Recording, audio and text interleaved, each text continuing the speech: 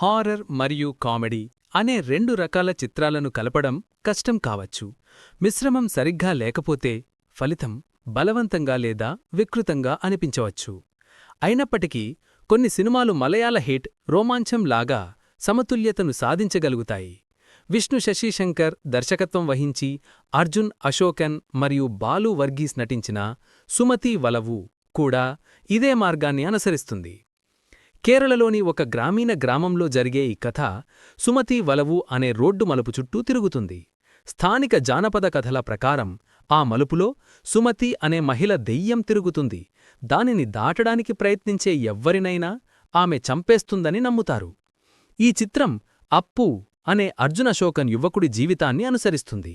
అతని జీవితం ఆ మలుపు యొక్క రహస్యంలో చిక్కుకుంటుంది. ఈ చిత్రం ఆశతో ప్రారంభమవుతుంది. ఉత్సుకతను రేకెత్తించే ఒక ఉత్సుకత గల పురాణ గాథను మరియు దెయ్యాల ఉనికిని పరిచయం చేస్తుంది. గ్రామస్తులు ఈ కథను స్పష్టంగా నమ్ముతారు. చాలామంది సుమతిని ఎదుర్కొన్నారని చెబుతారు. మొదటి హాఫ్ ఈ వింత వాతావరణాన్ని స్థాపించడంలో మంచి పని చేస్తుంది మరియు కేంద్ర పాత్రల చుట్టూ ప్రపంచాన్ని కూడా నిర్మిస్తుంది. గ్రామంలోని కథలోకి మరియు ఆ గ్రామంలోని భయంలోకి మిమ్మల్ని నిజంగా ఆకర్షించే క్షణాలు ఉన్నాయి. అప్పుగా అర్జున్ అశోకన్ చూడడం చాలా ఆనందంగా ఉంది. అతను మీ సాధారణ హీరో కాదు. అతను భయపడ్డాడు మరియు అనిశ్చితంగా ఉంటాడు. తరచుగా భయపడుతాడు మరియు అది అతని పాత్రను సాపేక్షంగా చేస్తుంది. బాలు వర్గీస్ అతని నమ్మకమైన స్నేహితురాలిగా నటిస్తుంది మరియు మాళవిక మనోజ్ మహిళా ప్రధాన పాత్రను పోషిస్తుంది. అయితే రెండవ హాఫ్ ఆశ్చర్యకరమైన మలుపు తీసుకుంటుంది. కథను కొత్త దిశలో లాగుతుంది. ఇది గతంలో సృష్టించిన ఉద్రిక్తతపై పెద్దగా నిర్మించబడలేదు. ఏదో ఒక సమయంలో మీరు ఇది ఎక్కడికి వెళుతుంది అని ఆలోచిస్తూనే ఉంటారు. పాత్ర చిత్రణ కూడా అస్థిరంగా మారుతుంది. అప్పు దెయ్యాలకు భయపడే వ్యక్తిగా ప్రారంభమవుతాడు.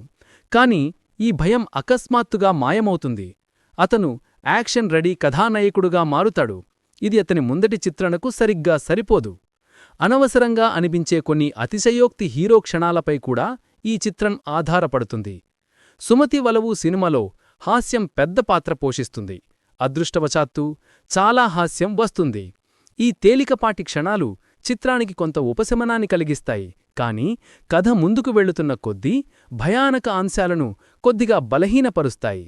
శ్రవణ్ ముఖేష్ విలన్ పాత్ర పోషిస్తాడు. అయినప్పటికీ అతని పాత్ర అభివృద్ధి చెందలేదు మరియు పెద్దగా ముద్ర వేయదు. సుమతి వలవు సినిమాని ప్రత్యేకంగా నిలబెట్టేది దాని జ్ఞాపకాల ఆకర్షణ.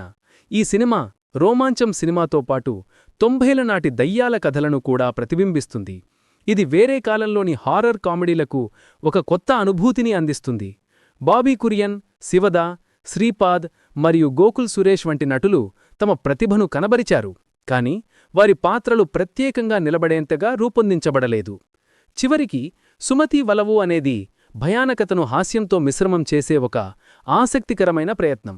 ఇది ఒక గ్రామీణ దెయ్యాల కథలో దానికంటూ కొన్ని క్షణాలు ఉంటాయి.